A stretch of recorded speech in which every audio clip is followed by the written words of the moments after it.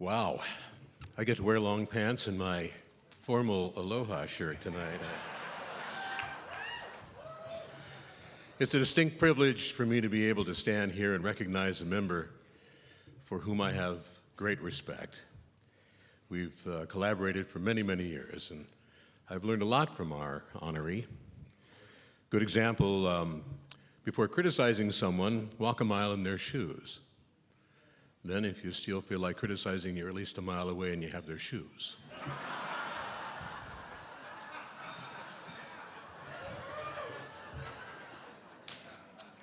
Our honoree started a 30-plus year multiple Emmy Award-winning television career in North Carolina and knows there are two rules for success. Rule number one, don't tell all you know. Rule number two, never mind. It was in Washington, D.C. where our honoree became a local institution, literally the personification of integrity. At the crack of dawn, he might be in your bedroom or in your living room or at the breakfast table.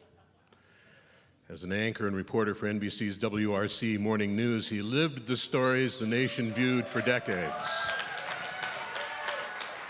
From the John Hinckley Jr. trial to the Washington area 2002 sniper attacks to the astounding and tragic events of 9/11, his warm and calm demeanor in covering life-changing events helped his viewers cope as these stories and more unfolded on their television screens. Fact news at its best. Many of us will never forget that cold, snowy day in January 1982 when Air Florida Flight 90 struck the 14th Street Bridge and plunged into the icy waters of the Potomac River, just 2 miles from the White House. And the man we honor tonight reported on that horrifying day, a day that changed his life and the lives of so many of the reporters who covered this story. As he described for the viewers, the passengers pulled from the water, frozen in their seats. That day, he learned firsthand how traumatic events also impact the men and women who covered them, and how a journalist must build emotional walls in order to do the job. During his broadcasting career, he also reported details of more than 100 cold cases, bringing a keen understanding of the grief and pain families endure when a loved one's death goes unsolved. A true union man, our honoree was a shop steward and served as the member leader through at least 5 contract negotiations, many times working until late at night only to go home, set his alarm, get up at 2 a.m. to be on the set for the first newscast of the day. He served as president of AFTRA's Washington-Baltimore local for 12 years. He was the recipient of the National AFTRA President Founders Award. Early on, our honoree understood the need and benefit to our members to bring SAG and AFTRA together.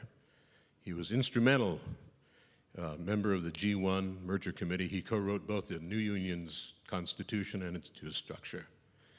Although he retired from broadcasting in 2012, viewers still miss his strong, steady, sage presence every day. Even now, he still turns heads in DC area grocery stores. Through it all, he has remained a devoted husband to his wife, Mary Lynn, and a real family man. He is the father of 2 beautiful daughters and 3 precious children. You know, neighbors often spot him washing his car with his grands, even though they ask him to use a sponge instead. The truth is, our honoree has 2 families, one named Krebs and the other named SAG-AFTRA. The work he's done in support of his fellow members and for the principles of fairness and justice will endure for all time. As Joe knows, Joe Krebs I'm referring to, never trust a dog to watch your food. Yes, I'm talking about the incomparable Joe Krebs. Roll the video, please.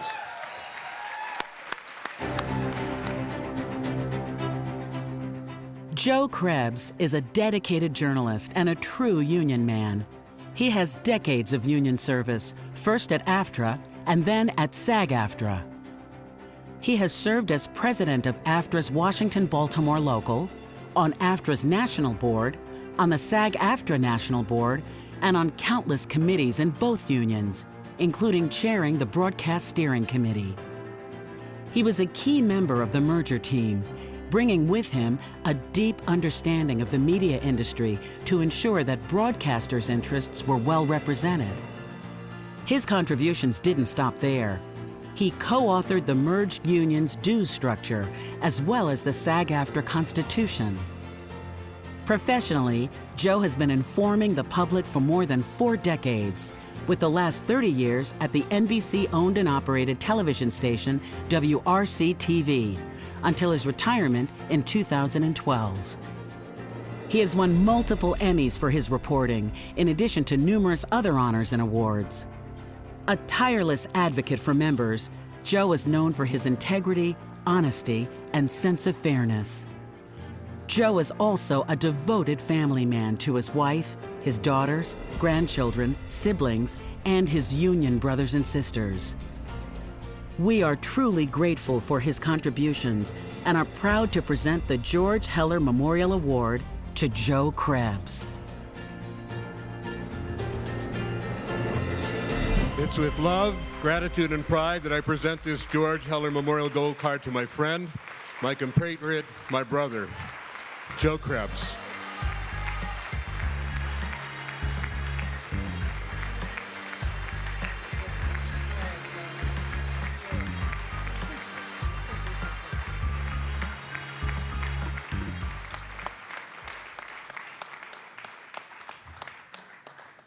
Well, I don't know what to do. I really am used to teleprompters, and at 4 o'clock in the morning, they had teleprompters for me at the very least.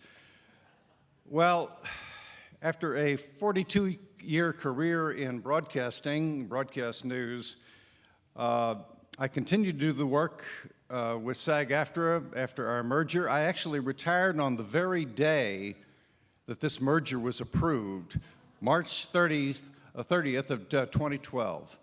And that was my last day at Channel 4. It was the first day of SAG-AFTRA. And I'm pleased to continue to be working with SAG-AFTRA.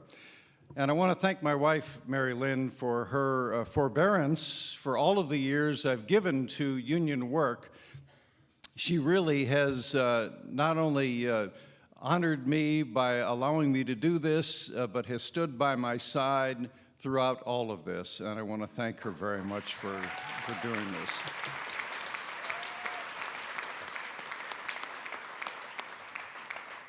I also want to thank my local executive director, Pat O'Donnell, who I've watched work and watched her dedication as our leader of our local, but I also want to thank her husband, Tom Powers, who was an enormous inspiration to me. He was our general counsel in the Washington Mid-Atlantic, the Washington local, for so many years. Tom and I were great friends. Tom's brother was an Episcopal priest, and I was raised Roman Catholic, and Tom and I used to talk about religion and morals a lot, just sitting around at night, having a glass of wine, having dinner. And one time I asked him, in view of the fact that his brother was an Episcopal priest, I wondered because I was having issues with my own religion, questioning, sort of searching for how I felt about organized religion. And I asked Tom, I said, well, how do you feel about religion, given the fact that your brother is an Episcopal priest? And my brother actually was a Roman Catholic priest until he became a priest in an offshoot of the Catholic Church. And Tom said to me, my religion is the labor movement. And it really was. He was a missionary for the labor movement. He and Pat together, that became their vocation. And being raised Catholic, a vocation was something that was very important to me, a calling. I felt that broadcast news, journalism, was my calling. And I feel that since I retired from journalism, the union continues to be my calling, to work for members. I really believe in the sacred right of collective bargaining, the right of workers to come together, to organize, to be able to demand that their workers come to the table and negotiate with them over their conditions, their working conditions, and their salaries, wages and working conditions. And I really believe that is a sacred right. And so I've just been so honored to be part of this movement, part of this mission, as I see it, for 40 some odd years. I can remember sitting at tables with Don Gaynor and Pat O'Donnell, and we would negotiate late into the night, sometimes till 2 and 3 o'clock in the morning, to try to reach an agreement every 3 years as we negotiated broadcast contracts. And what that taught me, not only have I met phenomenal member leaders through my years working with the union, but I have met such incredible staff members. Tom Powers, Pat O'Donnell, the staff members that we work with now in SAG-AFTRA, John McGuire, others, Mathis Dunn, David White, Pam Greenwald, Mary Cavallero, the people with whom we as members really form partnerships. And the work we do really is a partnership. And we really need the help and expertise of our staff members as we, the members, try to get what we want, try to do what we want for our fellow members. And so I just feel so blessed that I've been able to experience this partnership between staff and members as we go forward. And I hope that we continue to work that way together to bring good things to our members. I thank you so much for this enormous, enormous honor. Thank you.